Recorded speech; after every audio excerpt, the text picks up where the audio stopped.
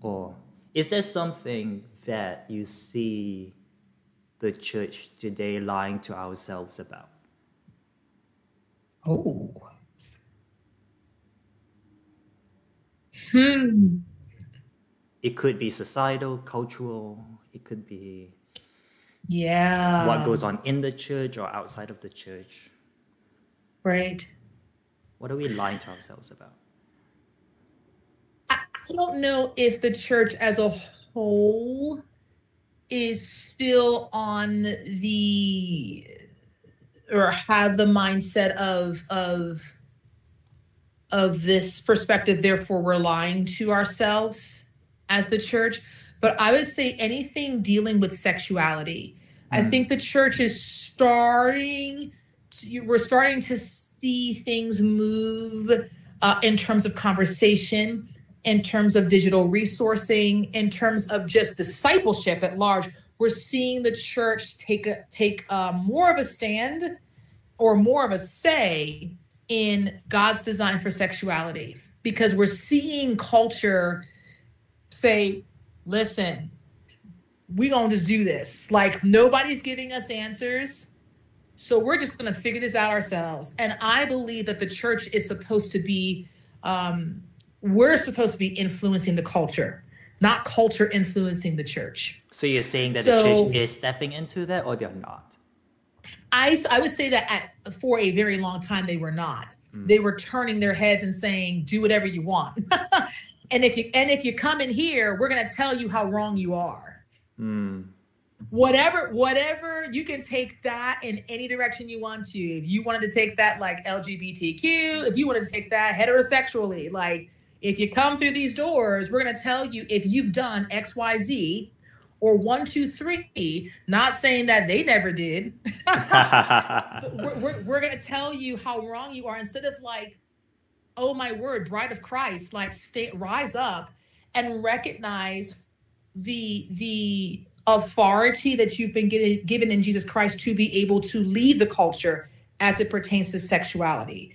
So I feel like we have over time lied, and because we didn't say anything or didn't want to, we have lied to ourselves. And in the times where it was said, I don't think that it was necessarily said um, lovingly, like truthfully, lovingly, with grace. So you either got, we don't say anything, or we're going to say something, but it's not going to be in the way that we should be saying it, or presenting the information, or discipling, the people or that person in a way that's going to really help them in their formation. So then you end up with church hurt as a result of people in the church not saying much. So I would say that sexuality, like, because we have not always said anything, we have in turn lied to ourselves. So I think that the lie was, or has been, it'll just go away. If we don't say anything, or we just act like it doesn't exist, or just plug our ears and close our eyes, it'll just go. Or Or like, all of a we all sudden, just love Jesus and that's the most important right? thing. Exactly.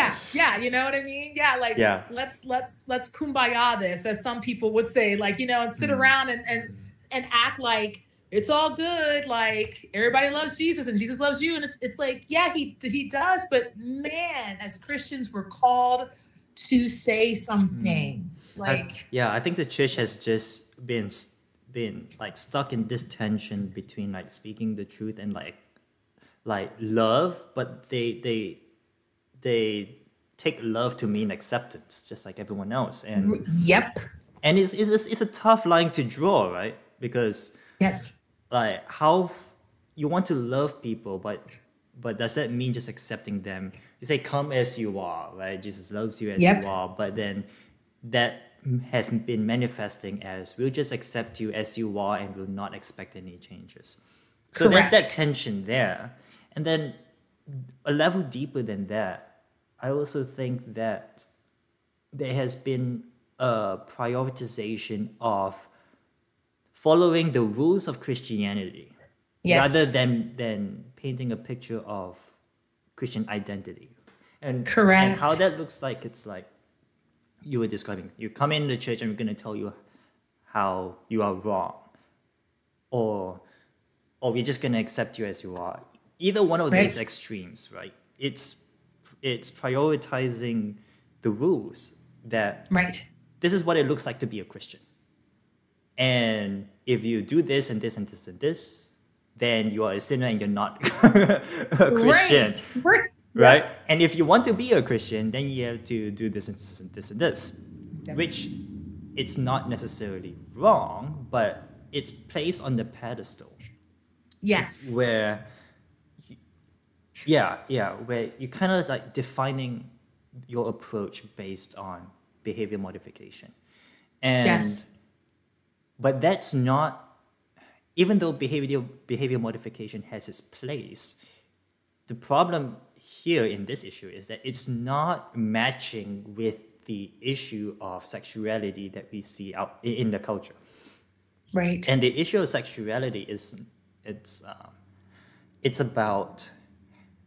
more about identity than it is about behavior. The behavior is the outflow of that identity. We see a whole bunch of people in culture today trying to figure out who they are. It's bad enough that in adolescence you're trying to figure out who you are. It's doubly bad when you are an adolescent in a culture that is not trying to give you an identity, or if it's trying to give you a inferior identity or an insufficient identity. Exactly. It's a counterfeit. It's a counterfeit of what? Identity. Exactly. Of the original design. Right. Yeah. Mm-hmm. Right. Because even though your body and your sexuality and your personality make up part of who you are, it's like if you base your our identity should be found in what our soul is made of. Yes. And if we base our but because we have killed off the idea of the soul in culture, what we are left with is what we physically have, and so we just base our identity on our body. Right now we're even questioning our body. We don't even know that. Right. And so on our body, on our personality, on our sexuality, and on our race and all of that. Mm-hmm. And because of that, it's just that's what happens when we get rid of the true standard of how we ought to evaluate our identity, which is on the level of the soul, what our soul is made for. Yes. And so that is where it's coming from. And the church is like prioritize with what you're doing and what you're saying versus what you actually need, versus the whole that caused this confusion in the first place. This is where the mismatch happens. Yes. Agreed. Totally agreed. Yeah. And it's, so now we're in a place in society where, and I look at it from this perspective, the church needs to. We are way past the point of silence. We cannot be silent anymore. Mm-hmm. We should have, but if there's ever a time it's now to say so. But the world is watching and how it's said. Mm-hmm. And when I say so, I'm not just saying, go out there, with pitchforks and like storm, no, I'm not saying that. I'm saying that when you see moments or conversations come up where you get the opportunity as a Christian to speak life and speak truth into that situation over that person, we're called to do it. And we should not be thinking, is this going to make me popular? Is this going to make we're past that point, and we shouldn't even be thinking about that anyway. We shouldn't have been thinking about that anyway. But especially now, like, you got an opportunity, say so. Say so. Because I really believe that when we don't, you had asked this question, and now the Lord's bringing it to mind. What happens when we do know the truth and we don't say so? At some point in time, we're going to be held accountable for what we did or lack thereof. So there will be a moment where we'll have to say so. We will have to answer for what we did or didn't do. I'm reminded. Yeah. So finish your sentence. Oh no, yeah. Just it's either a matter of you say it now so that you can answer, you can go before the Lord and say, I did it. I said that because you told me to. Or you don't hear on earth, and when you go before the Lord, it's like, yeah, I didn't. Yeah, I did. So we have to say so. We have to go through this, and whatever that's going to look like. But exactly. Either way, you're going to be saying something. For real. Either way. Real. I'm reminded of Ezekiel. I'm not sure if you remember this. There was a point where God was saying, something to the effect of, I am making you like a watchman for the people. Yes. And as a watchman, you have a responsibility. If you see something coming, you got to say something. Yes. If you see a threat coming and you say something and the people don't believe you, then their blood is not on your hands. Exactly. But if you see something coming and you don't say anything, then their blood will be on your hands. That's effectively what he said. And that's just so true. It's like you have been given the responsibility, right, for the people around you. When God gives you a revelation, with that revelation comes a responsibility for what you're going to do with it. Yes. Absolutely. Yeah. And if the church crumbles or if society just cracks because you failed to say something, then that all is on you. Yeah. And that is a heavy weight. That is heavy. It's heavy. Yeah. And unnecessary, because you could have opened your mouth and said something. Yeah. I think one of the things that comes to mind is I remember just for a very long time being convicted, and maybe conviction is not the best way of saying it, but like really being very aware of the weight of our words, the weight of our actions,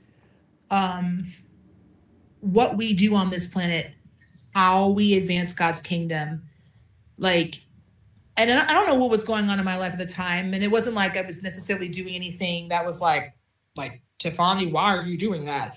But it weighed on me that, hey, what I do makes a difference.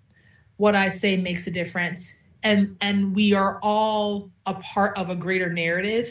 And so I need to do my part, because when all is said and done, I want to be able to go before the Lord and hear him say, well done. I want to be able to hear that, because that's not just it's good to hear it. It's also, that means that what was accomplished on the earth was what needed to be accomplished. That sense of, okay, Lord, you're pleased. That's what matters to me. To me, I want that to be the case. So I just remember there was a period of time in my life where I was like, just be aware that the things that you do, the things that you say, the things that you think on matter, and they make a difference. And they really are important in terms of this greater narrative that we're a part of, that the Lord is writing, if you will. So that came to mind as you were sharing a little bit of that. But yeah, and I think oftentimes we don't realize how weighted it is when we don't follow through, with whatever we are supposed to follow through on. And I don't think it's necessarily supposed to be something that's like, God's coming after you.